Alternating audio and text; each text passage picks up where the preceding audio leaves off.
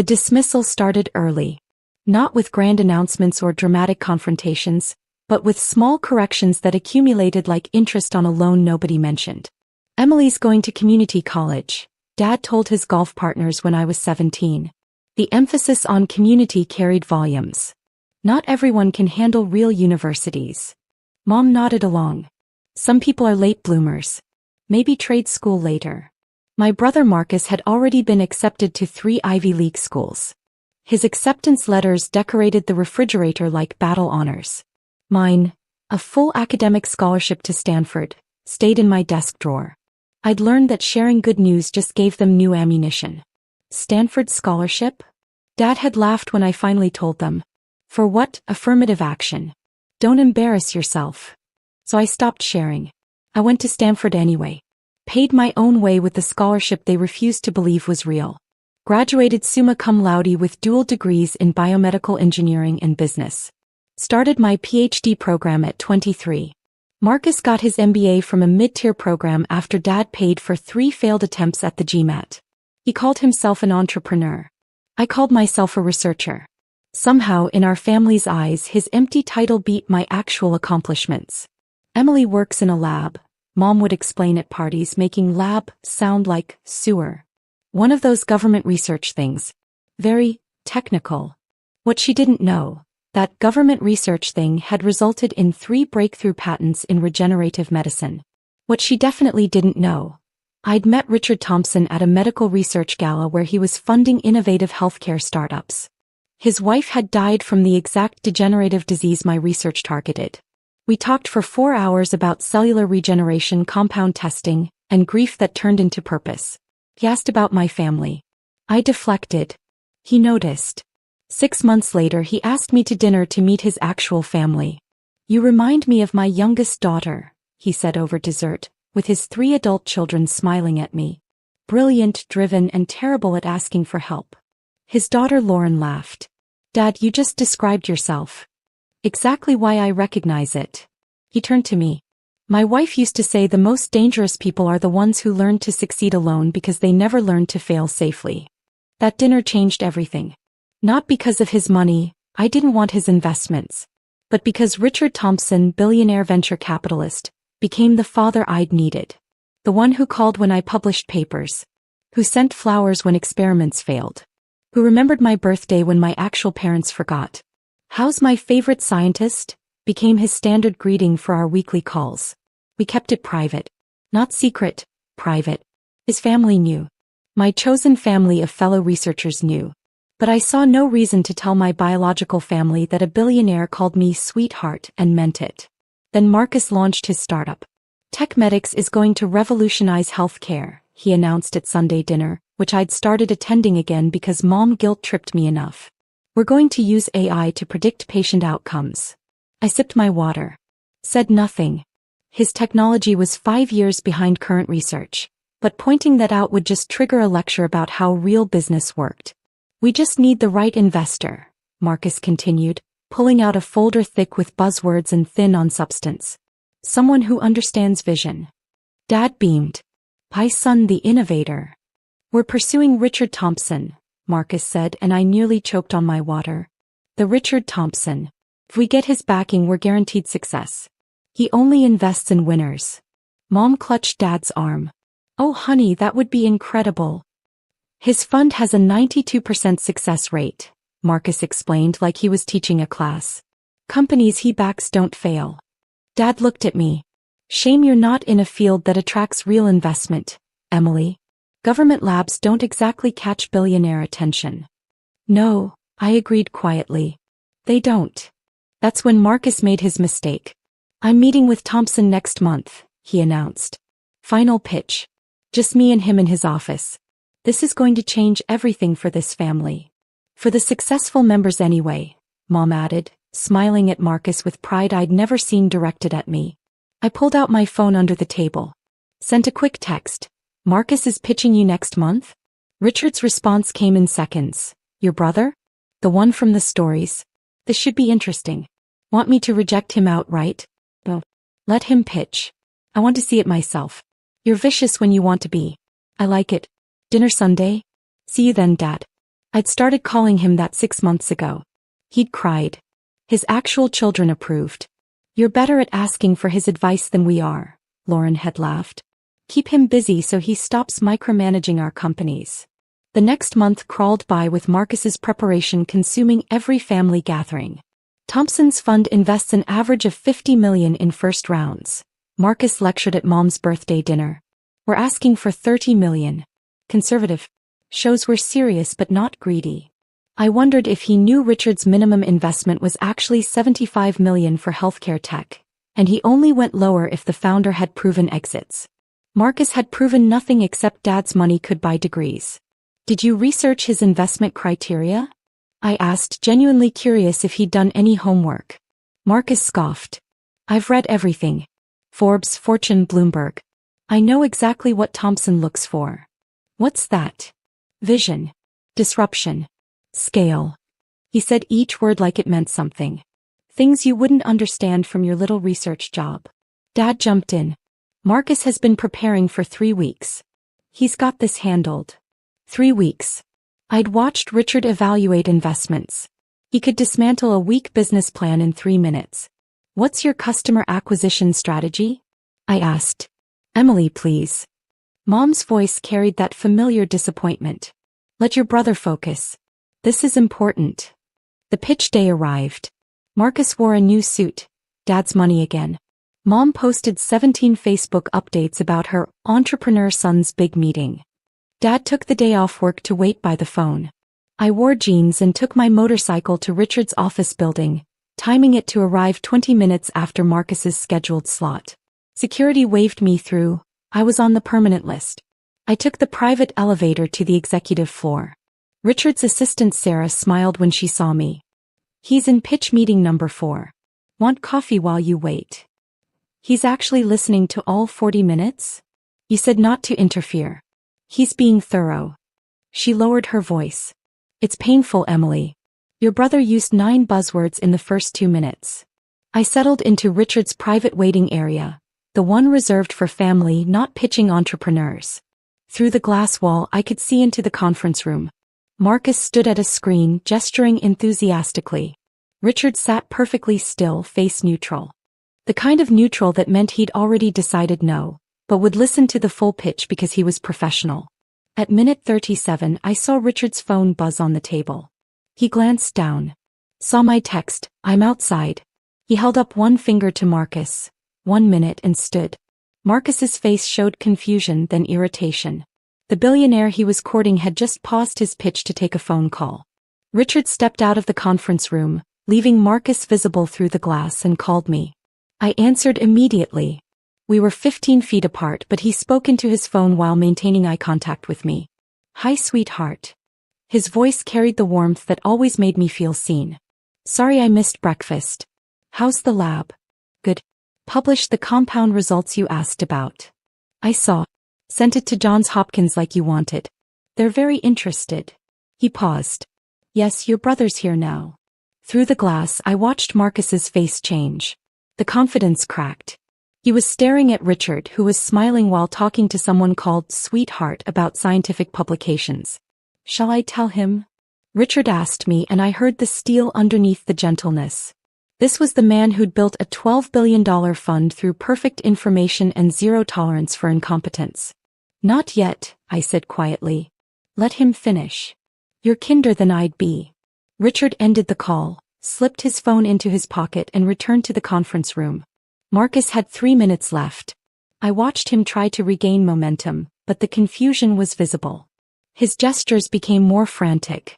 His voice rose. When he finished, Richard spoke for the first time in 40 minutes. Tell me about your team's technical expertise. Marcus brightened. I have contracts with 3 developers and a data scientist on retainer. Their backgrounds. Freelance platforms. Very affordable, very talented. I see. Richard made a note.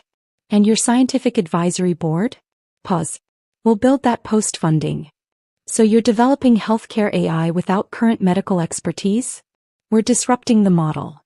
By ignoring the science? Richard's tone stayed neutral, but I knew that voice. That was the voice that made Forbes call him the most feared investor in Silicon Valley. Marcus fumbled. We have a plan too. Your projected user acquisition assumes a conversion rate of 47%. The industry average is 8%. Your revenue model requires regulatory approval you haven't applied for. Your competitive analysis doesn't mention the 3 companies currently in Phase 3 trials with superior technology. Richard closed the folder. And your technical architecture describes something my 14-year-old nephew built for a science fair. The silence was brutal. Mr. Thompson, I appreciate your time. Richard stood. But this isn't investable. The science doesn't work, the business model has fundamental flaws, and you don't have the expertise to execute even if the concept was sound. Marcus's face went red. You don't understand the vision. I understand perfectly. You read some articles about AI in healthcare, hired cheap contractors to build a prototype, and assumed money would solve the expertise problem. Richard's voice never rose. Didn't need to. That's not vision. That's arrogance. My father said you only invest in winners. I invest in competence. You've shown neither business acumen nor scientific understanding. Your pitch contained more buzzwords than substance, and you clearly haven't done basic market research. Marcus grabbed his folder, hands shaking. You'll regret this. TechMedics is going to be huge. Then I'm sure you'll find funding elsewhere. Richard walked to the door, opened it. Sarah will show you out. Marcus stormed past Richard into the hallway where I was still sitting with my coffee. He was so furious he walked right past me without recognition. Richard waited until the elevator doors closed. Then he turned to me. That was your brother? Unfortunately. How are you related to that? He gestured at the elevator. You're brilliant. He's that. Different mothers? I offered. Richard laughed, genuine and warm. Come on. I need a drink after that pitch and you can tell me about the Hopkins interest. We walked to his office. The real one, not the conference room. Floor-to-ceiling windows overlooking the city. Photos of his family on every surface. Including, I noticed, a new frame. Me receiving my PhD, which his daughter Lauren had snuck a photo of. He has no idea who you are, does he? Richard poured 2 whiskeys. They think I work in some basic government lab. Mom calls it my little research job. Your research is pioneering regenerative medicine. You're published in Nature. Twice. They've never asked to read the papers. Richard was quiet for a long moment. You know I'm going to invest in your work eventually. The moment you're ready to commercialize. I know. I'm not ready yet. Because the science isn't there or because you don't want their validation? I sipped the whiskey. Both. My phone started buzzing. Then Mom. Then Marcus. Then the family group chat exploded. Marcus, he said no. Thompson is an idiot who doesn't understand innovation. Dad, what happened? Marcus, he didn't get the vision. Too focused on small details. Mom, maybe we should sue for discrimination? Dad, against entrepreneurs? Is that a thing? I showed Richard the messages. He read them over my shoulder and snorted. Small details like having actual technology? He shook his head.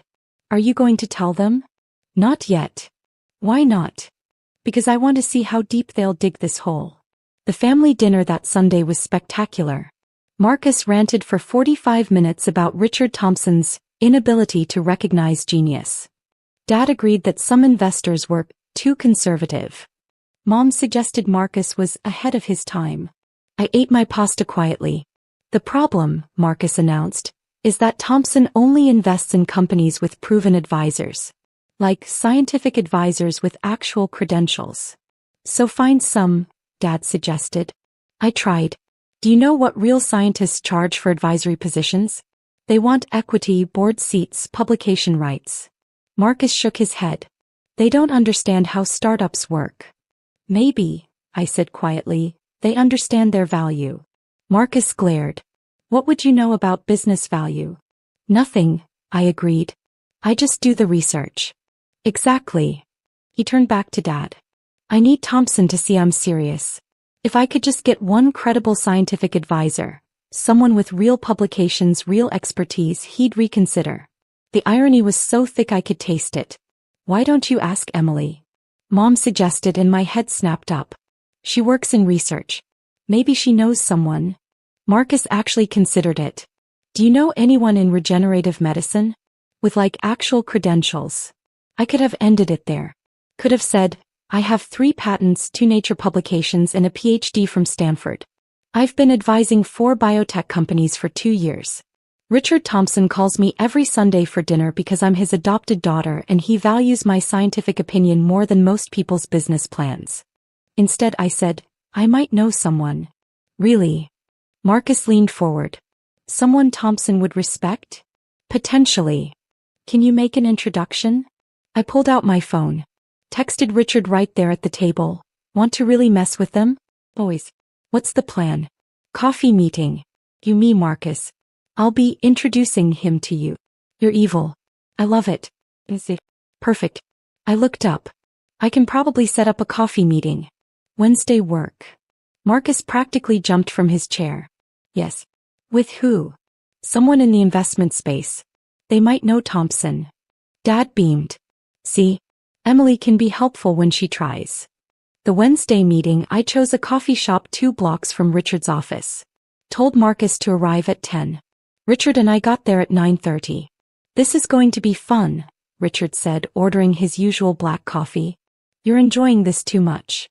Your brother told me my 14-year-old nephew's science project was more sophisticated than his technology. I'm allowed to enjoy this. He settled into a corner booth. How do you want to play it? Let him pitch you again. As a favor to me. And then we see if he recognizes you outside your office.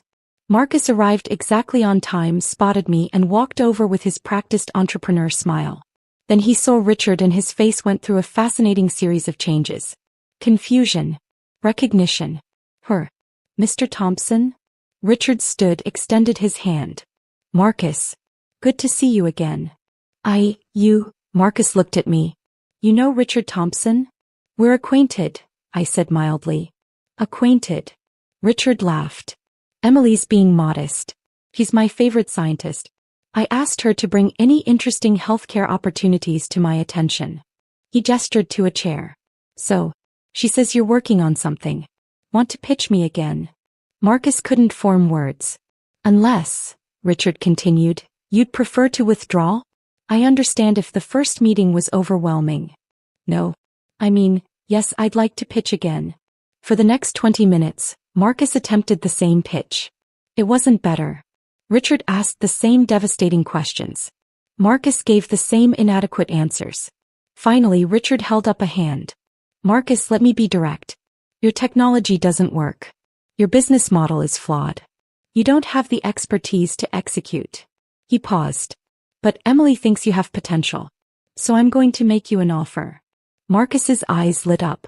If you can get 3 qualified scientific advisors, people with actual publications in regenerative medicine, not freelancers from Upwork, I'll take another meeting. Really? Really? Richard sipped his coffee. Emily can probably point you toward some researchers. She's connected in that world. You are. Marcus looked at me like he'd never seen me before. I work in research, I said. I know people. Can you make introductions? Maybe. I pulled out my phone, scrolled through my contacts. There's someone at Stanford. Published twice in Nature. Pioneering work in cellular regeneration. 3 patents. Consults for 4 biotech companies. Marcus leaned forward. That's perfect. That's exactly what Thompson needs to see. They're expensive though. Equity positions, board seats, publication rights. Whatever it takes. Can you set up a meeting? I looked at Richard. He was fighting a smile. Sure, I said. I'll text them now. I typed out a message to myself. Marcus wants to meet. Should I send it? My phone buzzed immediately, my own response from another number. Tell him my rate first. I showed Marcus the screen. They want to know your budget. What's their rate? 20% equity, board seat, full publication rights and final say on all scientific decisions. Marcus's face fell. 20%? That's insane.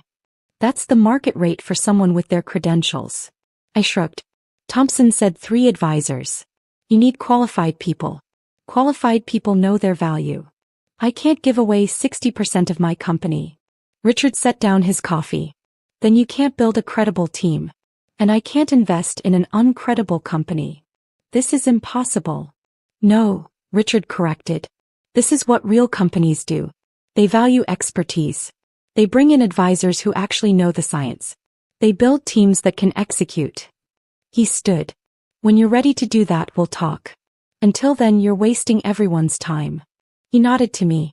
Emily, lunch on Sunday? Wouldn't miss it. Richard left. Marcus stared at me. What just happened? You got honest feedback from a billionaire investor. How do you know him? I told you. We're acquainted. That's not acquainted. Marcus's voice rose. He's having lunch with you.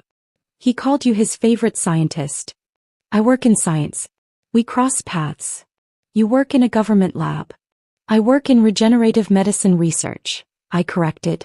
Which Thompson funds? We've met at conferences. It was almost true. We had met at a conference. Once. Before he became my father in every way that mattered. Marcus grabbed his folder. Why didn't you tell me you knew him? You never asked about my work. You just assumed it wasn't important. This is sabotage. You're deliberately trying to make me fail. I introduced you to the investor you wanted. I offered to connect you with qualified advisors. How is that sabotage? Those rates are ridiculous. Those rates are standard.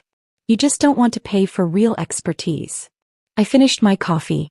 Thompson was right. You want money to solve the expertise problem. That's not how science works. Marcus stormed out. I texted Richard. Think he'll figure it out? Not a chance. See you Sunday, sweetheart. The family dinner that night was catastrophic. Emily knows Thompson. Marcus announced before appetizers arrived. She's been meeting him at conferences and never told us. Mom's fork paused. What?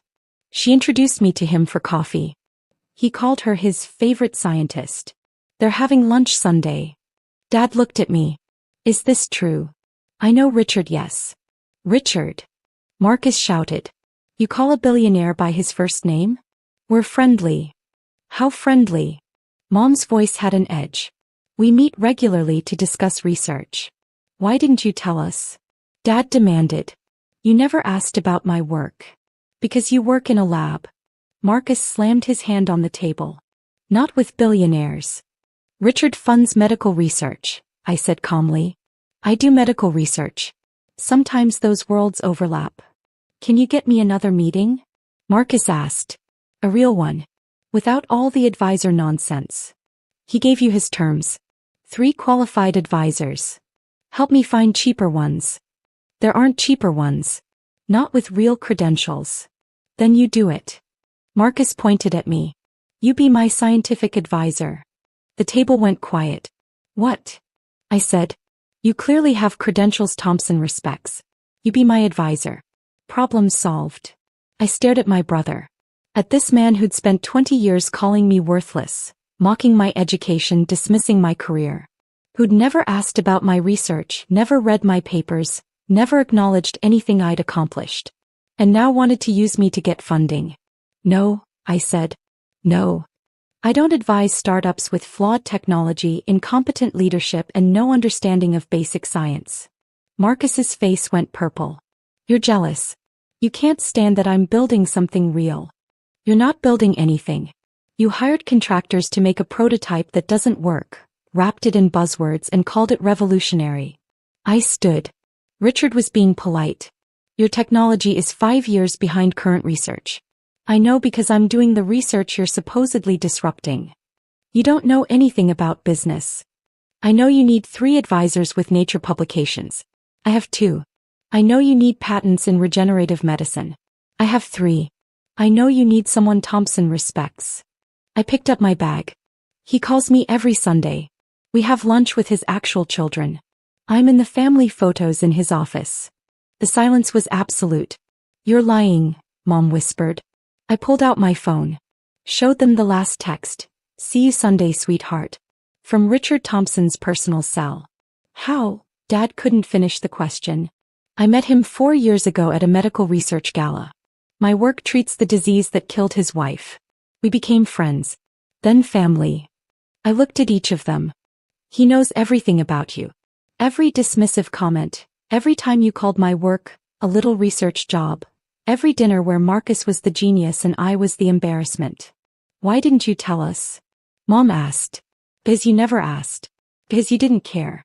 Because for 20 years, nothing I accomplished mattered to you unless it served Marcus. I walked to the door. Turned back. Richard offered Marcus another meeting. 3 qualified advisors. Those are the terms. I smiled. Of course, I know someone with exactly the credentials needed. 2 Nature publications, 3 patents, PhD from Stanford, consulting for 4 biotech companies.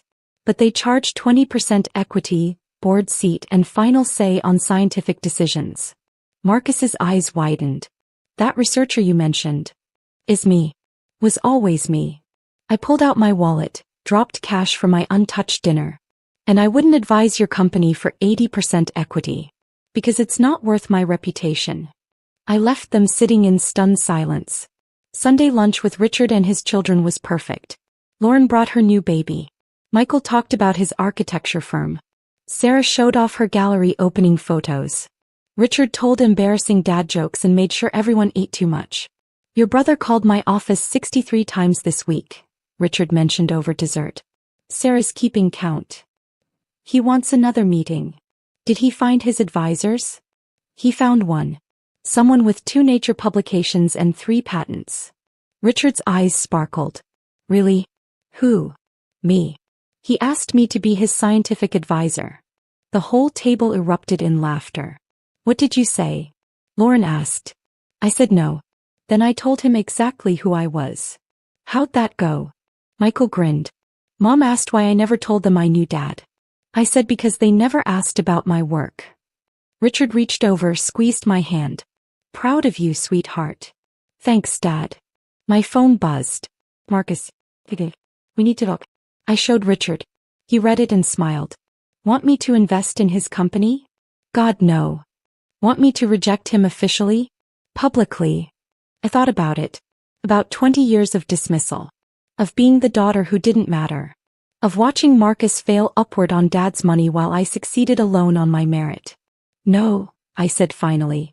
I want him to keep pitching. Keep getting rejected. Keep wondering why the billionaire investor loves his sister but won't fund his genius idea. Richard raised his glass. To strategic patience.